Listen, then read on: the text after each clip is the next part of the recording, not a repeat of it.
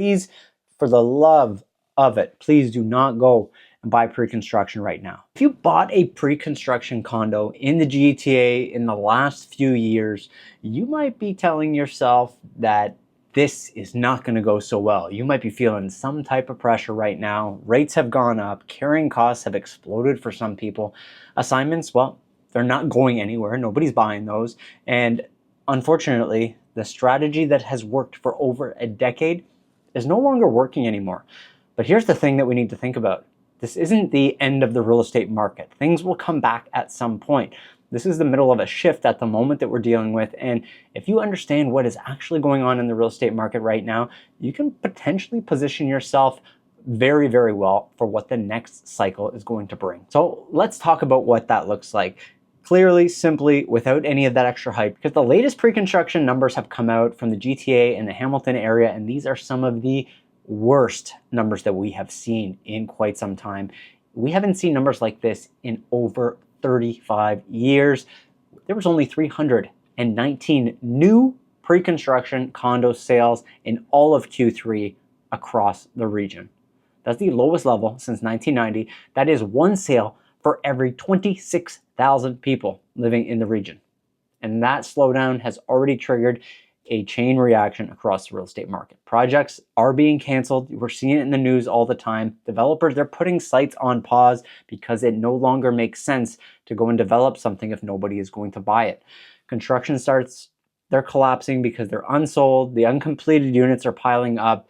We're seeing them even transition into purpose-built rentals. This is not a dip. This is more of a reset of the pre-construction market right now. And let's be clear, this did not happen because people lost confidence in the real estate market. It happened because the math broke. Land costs, they're up. Labor costs, they're also up. Construction costs, you got it, they're up as well. Financing costs, also up. Developers need to sell the units at about $1,200 a square foot just to make a project profitable in a lot of cases right now. And meanwhile, the resale condos in the GTA are selling around $850 to $900 per square foot, depending on the neighborhood. So here is the obvious question. Why would anybody pay a 30 to 40% more price to get something that won't be finished for years, that they could buy something and move into it today? Well, the demand, it's not there because it makes no sense anymore. The problem is affordability versus the pricing right now. The buyers, they didn't disappear. They're still there. There's still transactions that are happening all across the GTA and the GTHA. But the buyers who may have been interested in getting into pre-construction, maybe looking at their future and saying, maybe I can move into something in 3-4 years. I'll keep saving, build up that 20% that the builder needs. Those people, they're just priced out. It makes no sense for them to go for the pre-construction, and they can't afford the resale today. So here we are. We find ourselves with lots of issues in our real estate market. Now, I'm talking to people all the time in different markets, whether it's a Toronto, a Mississauga, and a Etobicoke, and all around these different transit hubs, we are finding that a lot of the investors who bought these in the 2021-2022 timeframe projected mortgage payments to be basically doubled once their buildings are complete. And the rent is not going to come close to carrying what the cost of these units actually look like. The assignment, guess what? It's not getting any offers. If you have bought a pre-construction project in the past, the builder does not let you advertise these on the MLS. So you're stuck. There's not much you can do. You can try to assign it, but nobody is going to be stupid enough to get into an assignment sale right now, knowing you can buy something for cheaper on the resale market. So we're seeing investors say to themselves, do we just walk away from our deposit at the end of the day? This is not something that was planned. They thought that maybe at least they could come out of this with a rental that was profitable. No one bought expecting that the whole structure of pre-construction would basically just evaporate right in front of us. Now, these are not bad investors. They had good intentions a lot of the time. They bought based on rules that the previous cycle seemed to justify. Buy something, it will be worth more when you move in. You can rent it or you can go ahead and sell it as the years move on. But guess what? Demand is not there. And if you don't have demand, you can't sell something. And now these projects are being canceled or you're not going to be able to assign your project, and you're going to have to move into or complete the sale on a condo that you already know is hundreds of thousands of dollars overpriced. That's the scary part, is completing a transaction knowing that you're already in the hole hundreds of thousands of dollars.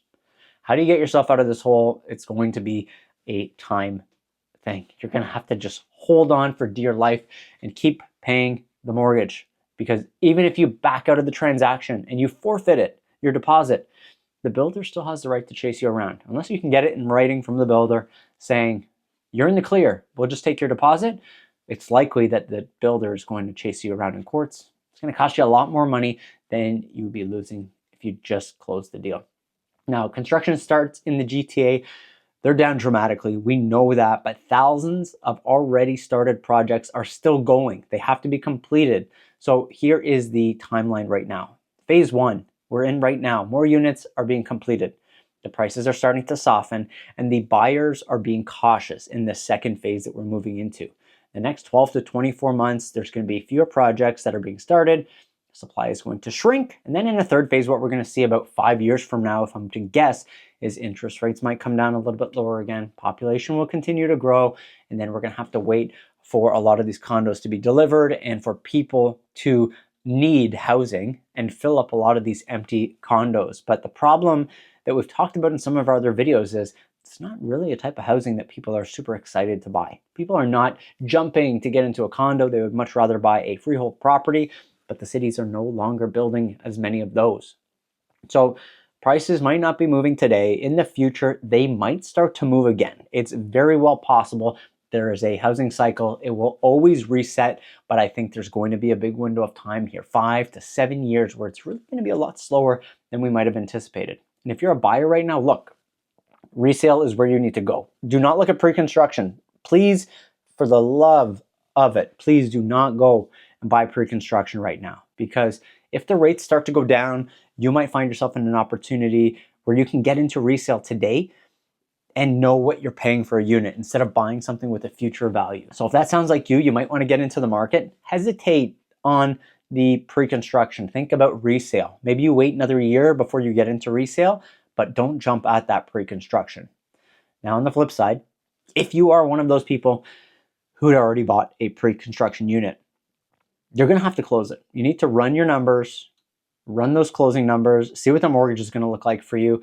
Don't wait until 60 days before closing. Do that right now so you have no surprises. There's no panic. You just have some clarity on what that situation looks like. It's probably not great, but you need an idea of what it looks like. And if you're a seller, price to where the demand is today. The market will not chase right now for your listing. Your listing is not unique. In a lot of cases, it's very much something that somebody else can get somewhere else. Don't go timing the market. Just price your home to sell properly. This is about making calm, informed decisions as buyers and sellers. Be strategic in your decisions and make it make sense. Don't go overpricing your home in a market that's very slow.